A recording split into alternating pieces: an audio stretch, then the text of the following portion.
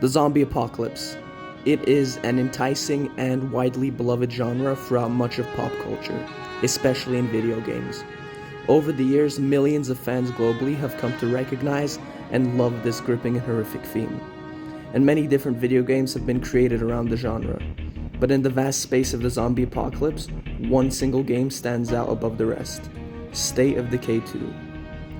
State of Decay 2 is an open-world community management zombie survival game created by the development studio Undead Labs. Originally released in 2018 after the success of its predecessor State of Decay 1, it has been a long ride since the game's release, and it has truly in that time left its mark as one of the best survival games of all time. This video will condense why State of Decay 2 is worth your time and every major aspect of it. Enjoy!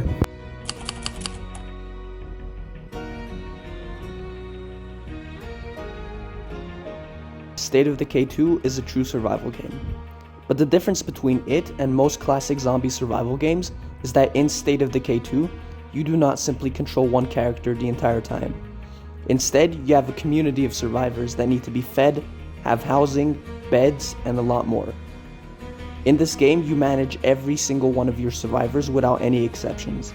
The more you have, the more resources and space they consume. But naturally, having more survivors also comes with many benefits. In State of Decay 2, a major part of the game is the skills and traits that a survivor holds. There are never any set survivors outside of the first tutorial, meaning that every new survivor you acquire outside of the tutorial is completely randomly generated, from their name and looks to their skills and traits. Skills are arguably a survivor's most important aspect. Every survivor holds 4 core skills: cardio, wit, fighting, and shooting. And most hold a 5th skill or a quirk skill.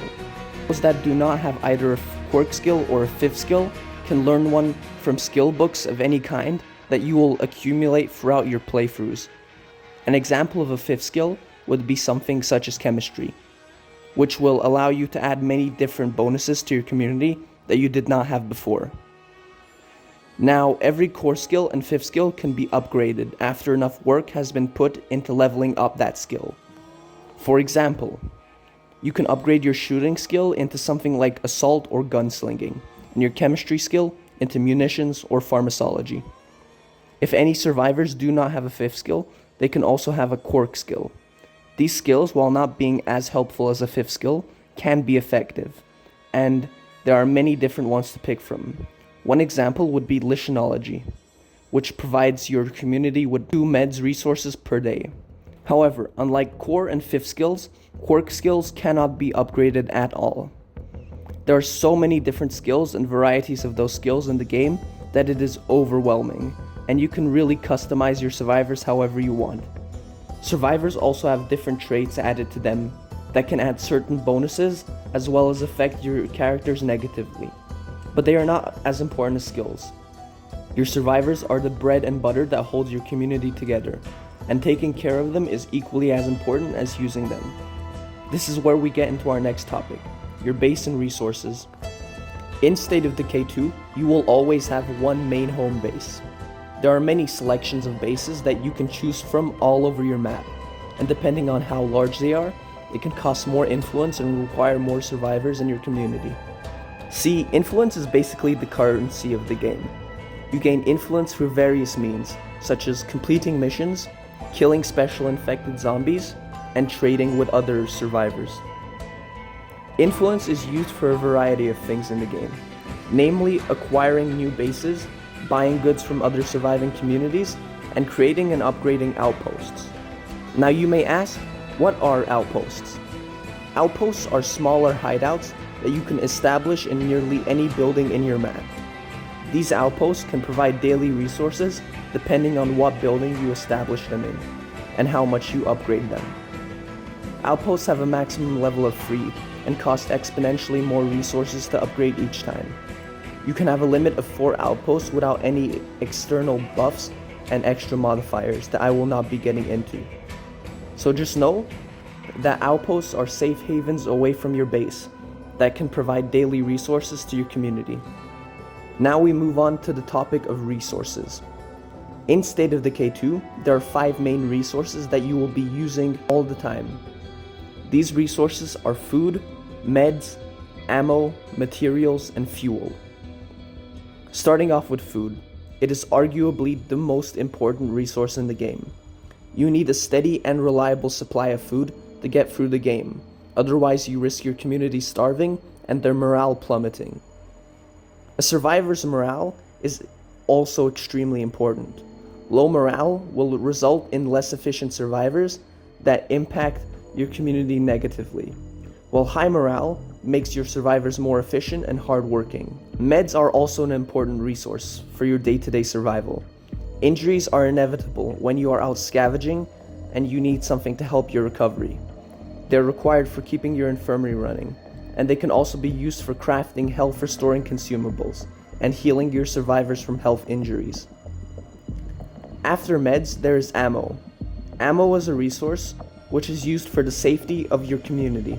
It can be used for different things, such as crafting explosives and bullets, creating watchtowers and upkeeping them, drone strikes, and more.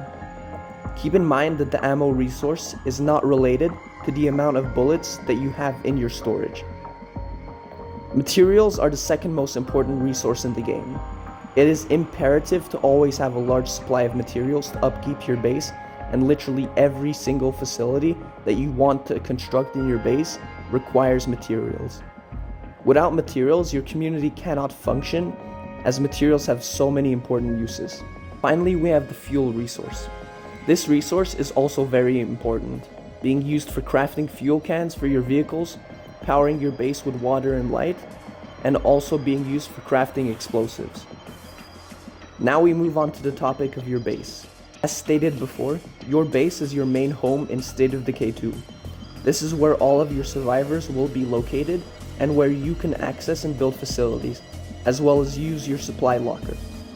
There are a lot of facilities in State of Decay 2, with the main ones being the workshop, which is the place where you craft weapons and tools, the infirmary, which acts as your community's hospital, and your storage, where all of your resources are stored. There are many facilities that all have a lot of different uses in the game, and you will need to build as many as possible in your base for an efficient community. In your home base, you will also have a supply locker. This is your main way of storing items. It acts as an infinitely large storage where you can store every single item that you find in your playthrough that you do not want to carry on hand. Now that we have gone over mostly everything relating to your community and home, let's move on to the open world and combat aspects of the game. This is where we get to the best part of State of Decay 2, the actual gameplay. Let's start out with the open world of the game. State of Decay 2 is a game that heavily exemplifies having a vast and free roam open world, where you can do anything to your heart's desire. When you start a community, your map is fully yours to explore, fight through, and mold however you want. In the game, there are 5 main maps in the campaign, not counting other game modes that we will get to later. These 5 main maps are Drucker County, Meager Valley, Providence Ridge, Cascade Hills, and Trumbull Valley. Every map in the game is very large and immersive, providing that open world experience that everyone looks for in such a game. The maps all have their own distinct features, landmarks, towns, and are all special in their own ways. So no matter what map you choose, you will definitely have a good time whacking away at zombies and trying to fight your way through the apocalypse. Speaking of zombies, let's get to that topic now. In State of Decay 2, there are several types of zombies, as in any zombie game of its caliber. Firstly, we have the regular Zeds. These are your average meat-munching, flesh-hungry, infected people. There's nothing special about them. They die relatively quickly and aren't much of a threat unless they attack in larger groups. Then we have the Freaks, the real challenges of the game.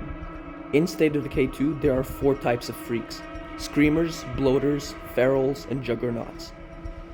We start out with the Screamer. The Screamer is a zombie that has a disfigured jaw and both of its arms removed. It cannot attack you physically in any way, but when it sees you, it will let out an ear-piercing scream that attracts all nearby zombies in the area to your location to hunt you down. While he is not a threat by himself, with no real way to attack you, He is very annoying and can attract a lot of real threats to your location if you are in the wrong place. Next up, we have the Bloater. I'm not sure who this guy was in his past life, whether he had some disease already or was simply the average American who drank way too much liquid. This guy will charge at you the second he sees you with his belly filled with toxic fumes. While he is incapable of doing any melee or physical damage, he acts as a sort of suicide bomber, exploding the second he gets near to you and releasing all of his god-awful stinking gas right into your lungs. This gas is so toxic that you will start dying and collapsing if you stay in there for too long. Well, we have gone over 2 of the freaks now, but they are quite easy to kill so far. That's about to change. Ferals. These speedsters are probably the most annoying zombies in the game. Firstly, their hearing and sight is enhanced further than any other zombie in the game, so they will be able to spot you from a mile away. You cannot breathe around this man. Upon seeing you, they will immediately begin charging towards you at crazy speeds and tackle you when they get to you. They are also extremely durable and will attack specifically in a way to keep you on the ground as much as possible. They are fast, excellent dodgers, and attack quickly with deadly force, and have senses that I can only dream of having in real life. Now that we have gone over what is the biggest abomination, objectively, in this game, we will move on to the brutish beast of State of Decay 2, the Juggernaut. The Juggernaut is a very intimidating zombie. He stands very tall and is extremely bulky. He runs surprisingly fast too, for someone of his figure, and looks like he is ready to rip you in half. He does that a lot, by the way. He is the most durable zombie in the game, and the most hard-hitting one too. Overall, he is a menace that can and will destroy your character in mere seconds if you are not on alert. However, he is quite easy to dodge and outwit, so if you know how to use your controls, you should not have that bad of a time with him. Just don't waste your bullets trying to kill him. Trust me, it's much more worth it to just let him wander off. Having gone over the zombies of this game, I think it's high time I enlighten you with about possibly one of the scariest and freakiest systems of this game, the Blood Plague. See, in State of Decay 2, there are naturally zombies everywhere that all came from one strand of an apocalyptic virus called the Black Fever. But when the second installment of the franchise came out, so did a new strain of the virus, known by many as the Blood Plague. This red menacing spectacle of death changed how the zombies worked by a lot. Now many of them had become infected, pulsating with their red flesh. These red zombies carry the Blood Plague, and if you get bit by one, you will gain a little infection meter above your minimap. This infection meter determines how infected you are by the Blood Plague, and if it rises to 100%, you will gain the infection. Depending on what difficulty you play on, it will take anywhere from 3 hours to 5 minutes for the infection to fully kick in. While you are infected, you will be unable to sprint, and your character will feel real pain. If you are unable to treat this infection, and the timer on your character runs out, they will die and proceed to turn into a zombie infected with the Blood Plague. Now, of course, like any virus, there is always a cure to it. This being the Blood Plague cure, which you can create in your infirmaries using the meds resource. There is also the option to hospitalize your survivor in your infirmary, which will temporarily stop the infection until you have time to create a cure. Also, if you are infected with the Blood Plague and you are bitten again by a plague-infected zombie, your timer will decrease even further, giving you even less time to try and create a cure.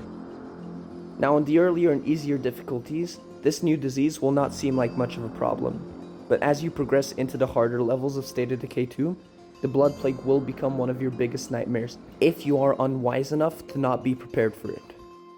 On the topic of the Blood Plague, there is also a new type of enemy. An enemy that is not a zombie, but rather a pulsating biomass of bloody flesh that formed into the shape of a heart, and no, not the good kind. These biomasses that form all around the map are called Plague Hearts. Plague Hearts are kind of like the bosses of the game. To advance in the story and progress through the game, you need to take out every Plague Heart on your map. These placards will take up random locations throughout the map and will emanate a miasma around them that makes the area inhospitable and renders you unable to set up any outposts in the zone of the placard. These zones are called plague territories. To clear up the zone, you have to fight the placard and kill it. Placards are quite durable, having multiple phases. These phases will come each time you drop the placard down to a certain amount of health. When a phase is reached, the placard will create an explosion surrounding it with toxic gas that will infect you with the blood plague and damage you. Similarly to a bloater, but not as deadly. It will also call all nearby zombies in the area with its scream to defend it and take you down. Once you kill a placard, the zone around it frees up, and you can also open up the dead heart to reveal a plethora of loot inside. You may also ask, how do I traverse such a big map? The answer is vehicles. In State of Decay 2, there are many types of vehicles ranging from small little survey cars to heavy-duty transports that are built for the apocalypse. These vehicles work very simply. You need gas cans to fill them up and repair kits to keep them repaired.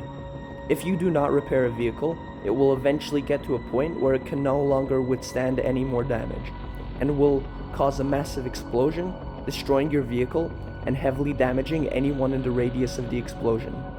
Throughout the game, you will also encounter many enclaves, which are other surviving communities on the map. The types of enclaves in the game vary in what kind of enclave they are, because there are many types that they can be, but they are generally structured the same. A regular enclave that you will encounter will have up to 3 survivors, and are usually neutral or friendly towards you. You can do missions for these enclaves to increase your relationship with them and obtain useful bonuses for your community.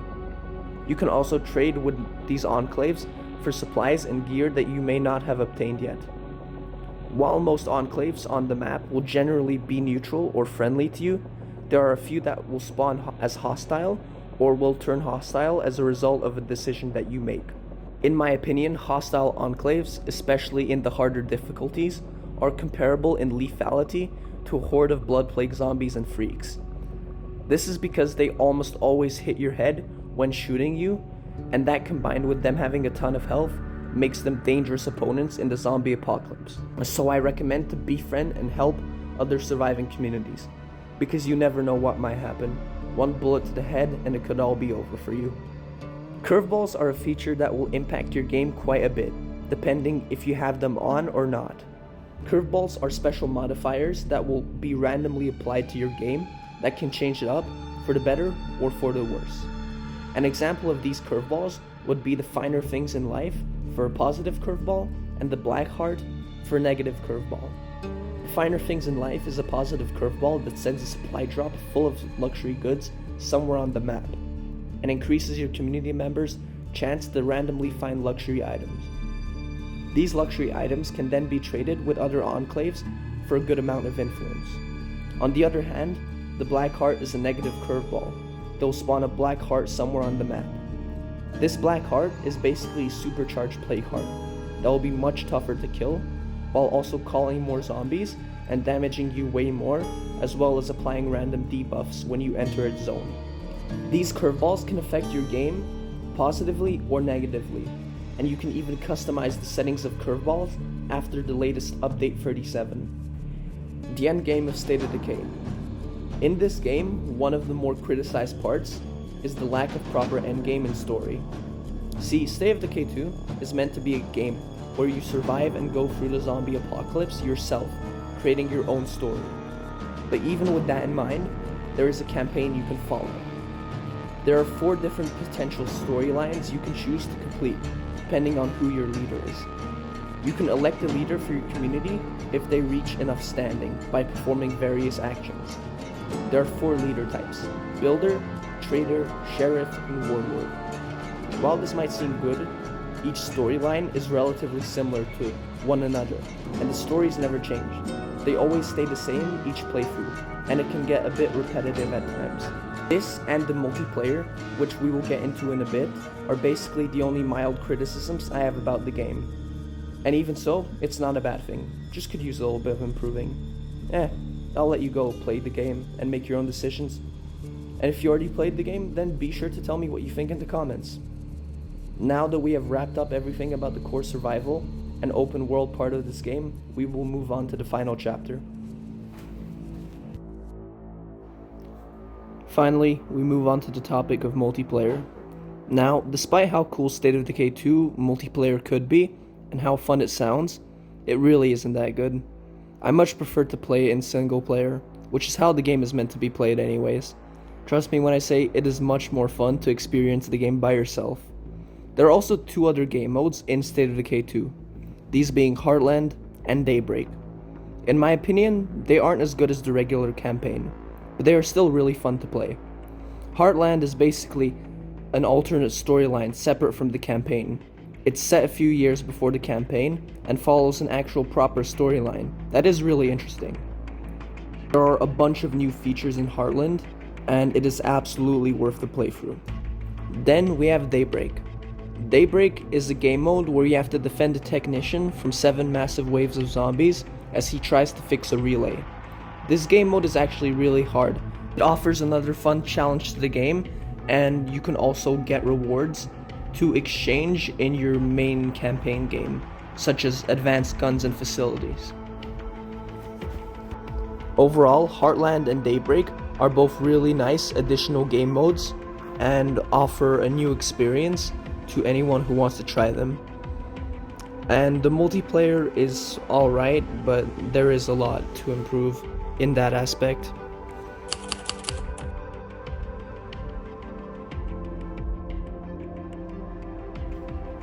State of Decay 2 is, in my opinion, the best zombie-related game out of every game available on the marketplace right now. It has so much content to offer, and the things I went through in this video barely scratch the surface of what you can do and what the game entails. It is a mix of high-intensity combat and survival, fun community building and management, and tons of interesting features. The game is very well designed and outclasses many AAA games. So yes, I highly recommend you try this underrated and absolutely fantastic game.